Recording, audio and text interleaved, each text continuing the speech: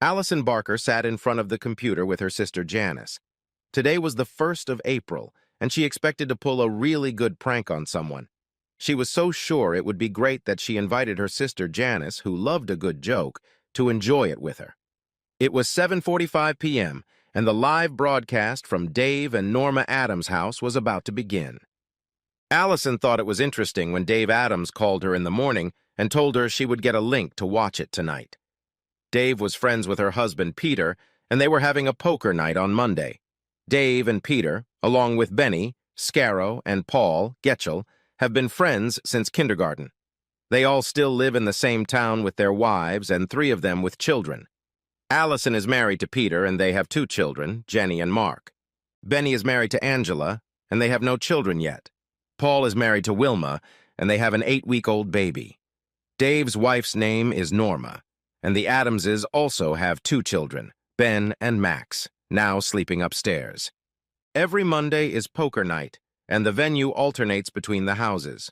The wives look after the children at home, except for the owner's wife, who acted as hostess for the poker players. On Thursdays, the wives in turn get together and do something. They became friends through their husbands and enjoyed each other's company.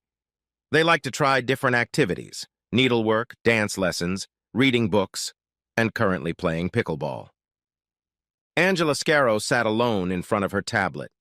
She had grown up with 4 brothers, always goofing around and playing pranks on each other. Angela wondered what Dave had planned, but hoped it would be okay. It was 7:45 p.m., and a live broadcast was to begin from Dave and Norma Adams' house. Wilma Getchell clicked on the link Dave Adams had sent her on her laptop. Next to the laptop on the kitchen table is a video baby monitor. Paul Jr. is asleep at the moment, and Wilma could use a nap. It's been 8 weeks since Paul Jr. was born.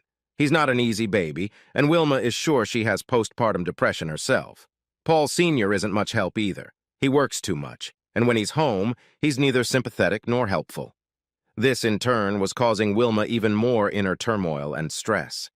She was about to close her laptop and go upstairs to sleep, but held back. It was 7:45 p.m., and a live broadcast was about to begin from Dave and Norma Adams' house.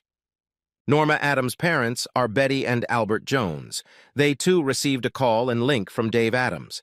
Betty and Albert adored Dave. He treats their daughter Norma so well. She was so wild and crazy in her teens and early 20s. They had just about given up hope that she would ever stop partying and having fun when she met Dave. 8 years and 2 kids later, Dave and Norma are doing just fine, and Betty and Albert are so happy for them. What will happen tonight remains a mystery, but tonight is Fool's Day, which means they need to have fun. Albert opened a couple beers for himself and Betty made popcorn. Their son Jerry hooked up the internet to the smart TV, and they settled on the couch, looking at the 132-inch screen. It was now 7:45 p.m., and the live broadcast was starting from Dave and Norma's house. All the viewers had their playback and recording modes set to play and record at the same time. Dave Adams specifically said that there should be recording. The viewers decided that this must be some great joke for the ages, since Dave wants them to record it, so everyone set up to record. The live broadcast began with the usual male banter as 3 friends arrived at the Adams house. The card table was ready, and soon the card game began. At 7:45 p.m., the viewers' screens lit up with a great view of the Adams living room and 4 men drinking beer and playing poker. 10 minutes afterward, Norma's voice was heard in the background, announcing that more beer and chips were about to be brought in. For part of the audience, the screen split at this point, but for the rest of the audience, only the kitchen appeared on the screen. There, Norma was putting chips in a bowl and pouring 4 bottles of beer into glasses. It was business as usual until Norma pulled a small bag from her pocket and poured the contents into one of the glasses. The contents dissolved, and the foam on top made it impossible to see the difference. All the spectators were wondering what was in the bag. The raffle was getting closer, and they began to guess who would get the loaded beer. Albert Jones quickly bet his wife that Paul would get that beer. Janice told Allison that her husband Peter would get the beer. However, to the surprise of the audience, the beer went to Dave Adams. This was becoming increasingly intriguing. Why would Dave and Norma give the contents of the package to Dave? It must involve both of them. Apparently, they have cameras installed in their house to record this prank. Dave sent them the link. Strange. It was all very strange. Soon, Dave began to feel drowsy. He slouched down and couldn't keep his eyes open. The audience was puzzled. Are the other three going to shave off half of Dave's hair? That doesn't make sense. It's probably a prank within a prank. Did Norma give the beer to Dave by mistake, was supposed to give it to someone else but got confused? The audience were all staring intently at their screens. Things were definitely getting exciting.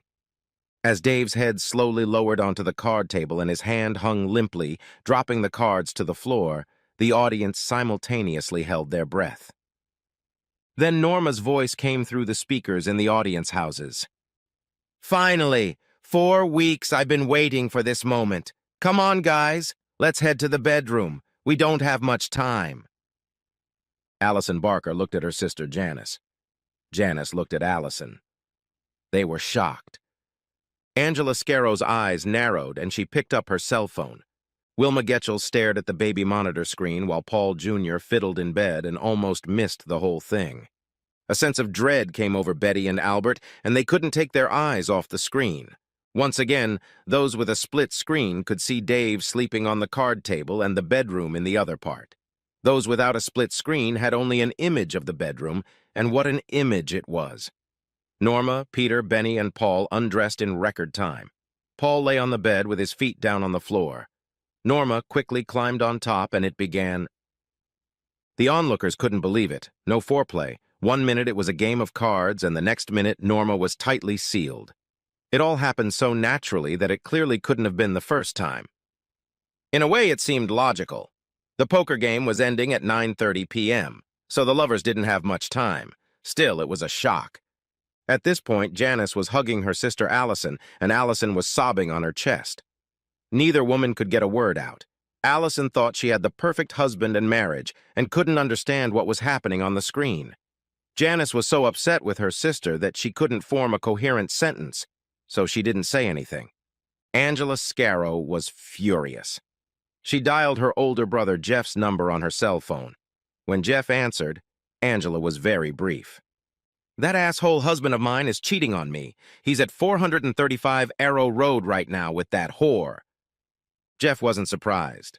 None of Angela's brothers liked Benny Scarrow. Angela was the youngest and Jeff was the oldest, the other three being Jason, James, and Jared. Their father had died of cancer when Angela was only 6 years old, and his last words to his 4 boys were to take a promise to look after their mom and sister. Jeff immediately dropped out of school and began working in construction. When he turned 18, he became an apprentice carpenter and sent all his money home to his mom. Jason dropped out of school at 16 and started working construction, also giving his mom a paycheck. James followed Jason at 16 and started working for the same company. When Jared turned 16, the other 3 brothers informed him that since he was the smartest of them all, he should stay in school and go to college, to become a manufacturing engineer. After he graduated, they would start their own contracting business.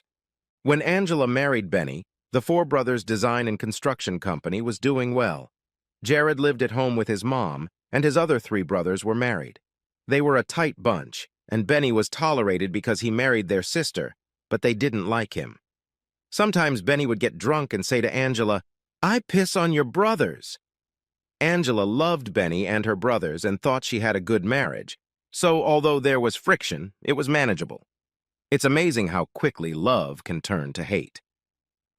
While Jeff called his brothers, the orgy at the Adams house continued. Wilma Getchell was tearing up. 8 weeks of depression, misery, hormones, and lack of sleep had put her in some kind of zombie state. She went to Paul Jr.'s bedroom, picked him up in her arms, and carried him downstairs. She quickly buckled him in his baby carrier and carried him to the car. Betty and Albert turned off the television. The expression of sadness on their faces spoke for itself. Albert got up from the couch, kissed his wife goodbye, put on his coat, and left. 25 minutes later. By now, Norma was hermetically sealed again. The first person to notice was John, Dave's brother, in Benny's bedroom doorway. While Benny was pondering this, John entered the room and with him a blonde woman with a businesslike look. The sounds of sex died down as the woman said in a clear, calm voice, "Would the man please stop so I can ask the woman a question?" Norma twisted her head. "What the hell?" Norma was echoed by Paul. "What the—" Peter changed the phrase slightly, still working on it. "Who the hell?" The woman took 2 steps toward the bed and asked Norma, "Are you Norma Adams?" Norma nodded her head. The woman continued, "I'll take that as confirmation, and you have been served." She then took a picture. It may be one of the most unique shots of its kind. After which the woman turned and walked away. John spoke. "I have a power of attorney from my brother. Since you have deprived him of his legal capacity, I am acting in his place. Get out of my brother's house." Norma tried to speak, but John looked straight at her. "Especially you, you stinking piece of shit. My brother loved you, and you do things like this. Just get out." At that moment, Benny realized that he had to get out of here as soon as possible. He grabbed his clothes and ran downstairs to the card room to get dressed. He was met by Jeff, Jason, James, and Jared. When Benny stopped, Jeff stepped forward and slammed his fist into Benny's jaw. Benny's jaw couldn't take the blow from the construction worker's fist and shattered. "Now you'll have something to remember not to lie about your wedding vows," Jeff said emphatically. Benny dropped to his knees, and Jason quickly grabbed his ring finger. Removing the wedding ring from Benny's finger, Jason broke his finger. Through the new, searing pain, Benny heard Jason say, "Maybe this will be a reminder of your loyalty." Benny was on his knees in intense pain when James brought the pain level to the limit with a swift kick to the groin. James put all his strength into the blow, his steel-toed boot hitting so hard that Benny passed out and didn't hear James say, "Maybe this will remind you to keep your hardware in your pants." Benny was still unconscious when Jared stepped forward, unzipped his fly, and peed on his former brother-in-law. "You always said you pissed on us? Well, we'll piss on you too, Benny." Paul walked into the room as Jared was just getting dressed and tried to slip out of the house past the brothers. He passed the brothers, but as he was looking at them, he didn't notice Wilma walk through the door. Wilma set down the baby carrier and lunged at Paul. The combination of hormones, adrenaline, and rage turned her into a wildcat. She punched him, slapped him, kicked him, pulled his hair, tried to claw his eyes out, and all Paul could do was fight her off. After 5 or so minutes of abuse, Paul managed to free himself from the rampaging dervish that his wife had become and disappeared into the night. Peter Barker came down next. Angela's brothers had watched Wilma tear Paul to pieces and were now helping her to calm down and clean herself up. She had a fair amount of Paul's blood on her. Peter was about to slip past them out the door when his phone rang. It was his sister-in-law, Janice. "Don't even think about coming home tonight, you bastard! You broke my sister's heart. I'm sure her lawyer will contact you. Get out and die!" So Norma was left alone in the bedroom with John. Norma felt that a one-time fling with Dave's friends was a fitting reward for being such a good wife. She had been a faithful mother and wife for 8 years, but the memories of former fun had become too strong. If she had one little adventure, she could be a good wife and mother again, and she and Benny had devised a plan. Benny always wanted to get in her pants, and she knew it. Knew that all of Dave's friends wanted to get in her pants. Although it had gone smoothly that first time, Norma, instead of being satisfied with it, wanted more. Desire took over common sense, and she did it 3 more times, including today. Dave had asked her some uncomfortable questions after the previous time, and she should have stopped, but hold back she couldn't. Norma pulled away from her worries when John spoke. "Come on, you cheating whore, get the hell out. I'm sure Dave's lawyer will contact you." Norma quickly dressed and packed her suitcase. As she walked out of her former home, she was surprised to see her father. Albert looked at his daughter intently. "Fool, April Fool, you had everything and you ruined it. Get in the car." John felt so sorry for his brother Dave. What a bitch. Then he turned to the bedroom camera he'd helped his brother install. That was all it took to live stream the 4 April Fools. Dave hoped it would help you all with your divorces.